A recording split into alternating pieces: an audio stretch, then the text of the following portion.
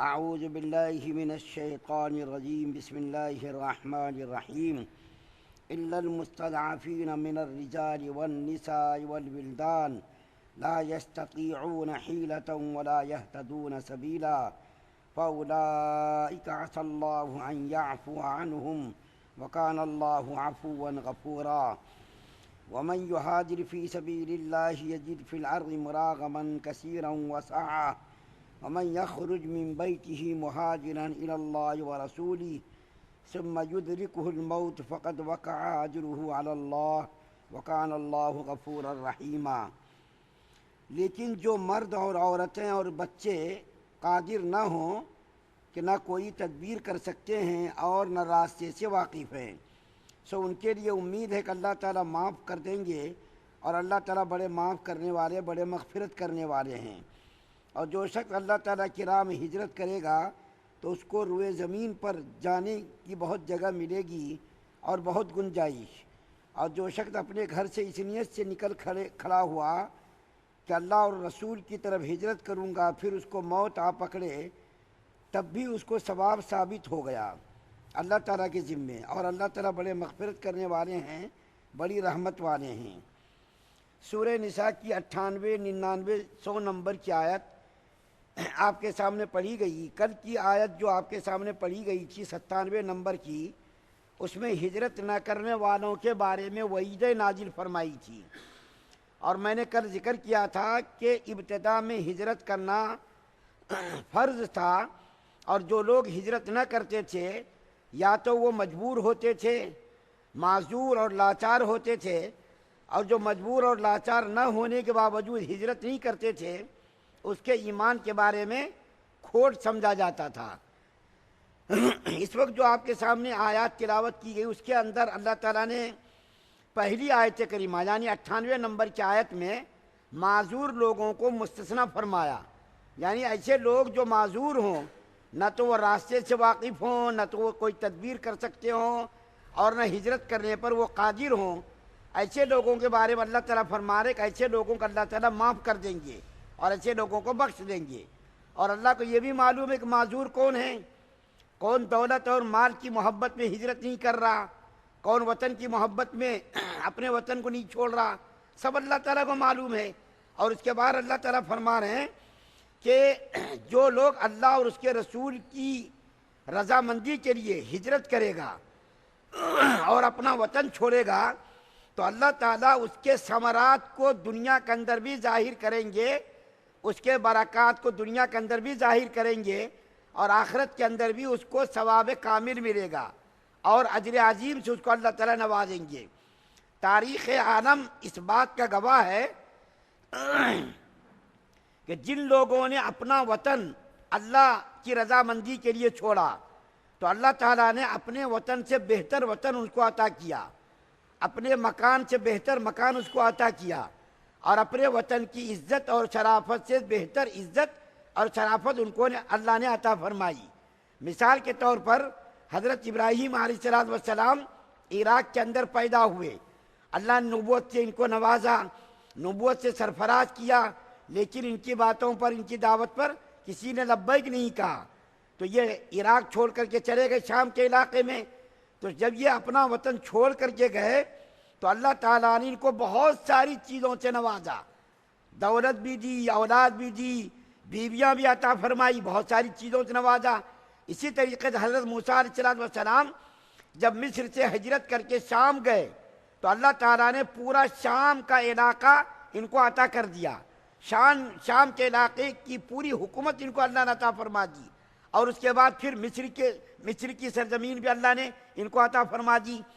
اسی طریقے سے صحابہ کرام کو دیکھیے، اللہ تعالیٰ نے جو آیت کے اندر وعدہ کیا ہے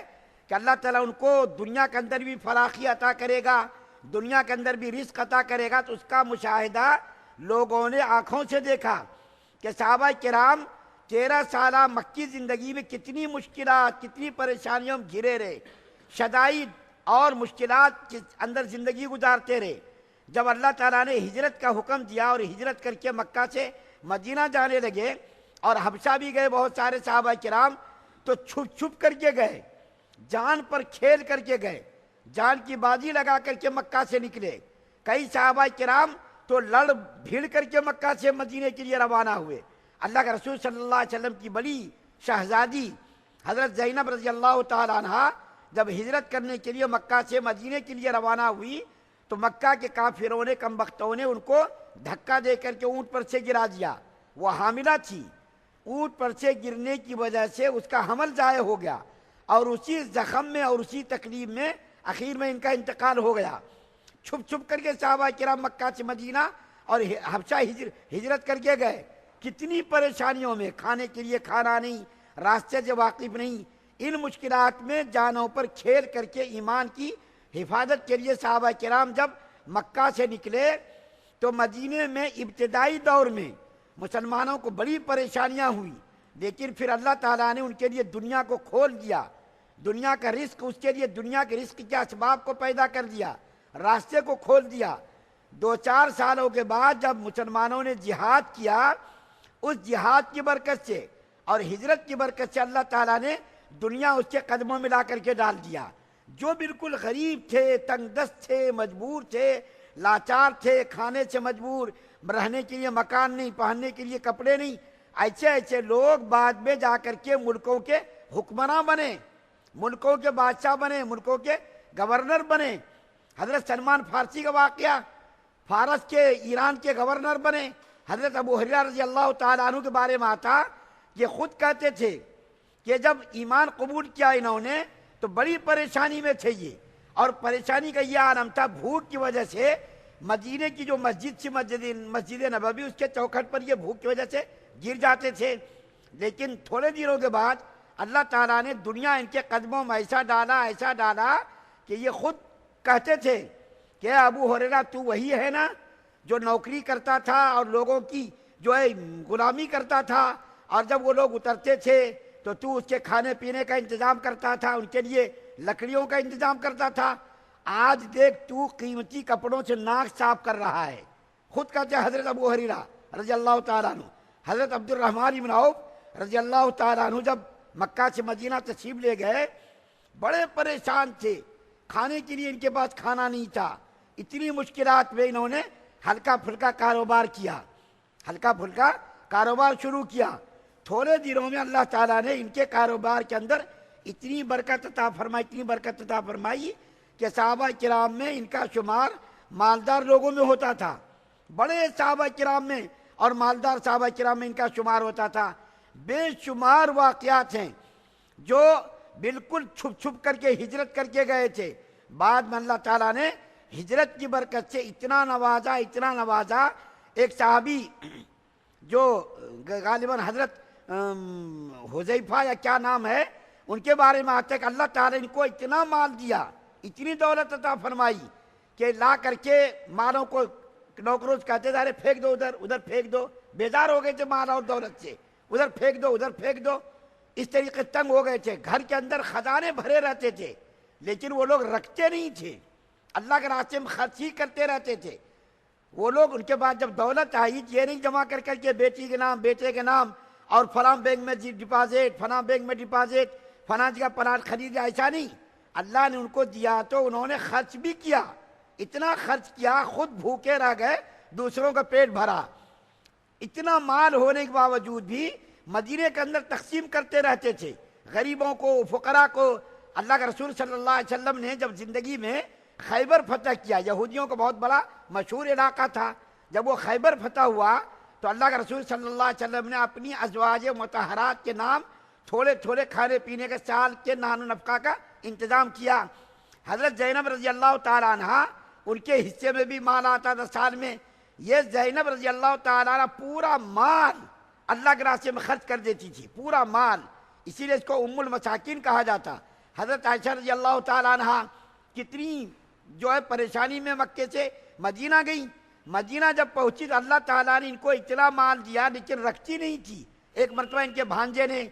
1,00,000 درہم بھیجا، 1,00,000 پورا درہم انہوں نے اللہ کے راستے میں خرچ کر دیا۔ جو ان کے پاس مال آتا تھا وہ سب مال کو اللہ کے راستے میں یہ لوگ خرچ کر دیتے تھے۔ یہ ہجرت کی برکت تھی، اور اللہ تعالیٰ نے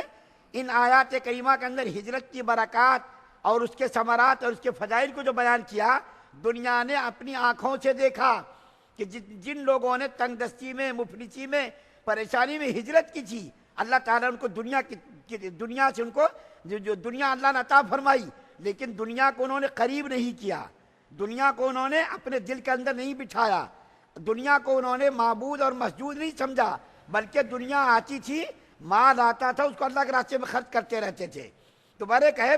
4 آیت جس کو میں نے کل بھی ذکر کیا تھا، 97 نمبر میں ہجرت نہ کرنے والوں کے بارے میں وعیدیں نازل فرمائی، اور پھر 3 آیت یعنی 98، 99، 100 نمبر کی آیت میں اللہ تعالیٰ نے ہجرت کرنے والوں کے فضائل اور اس کے برکات اور اس کے ثمرات کو اللہ تعالیٰ نے بیان کیا۔ اللہ تعالیٰ سے دعا ہے کہ اللہ تعالیٰ ہم تمام مسلمانوں سے زیادہ عمل کرنے کی توفیق عطا فرمائے۔ سبحان اللہ و بحمدہ، سبحانک اللہم و بحمدک۔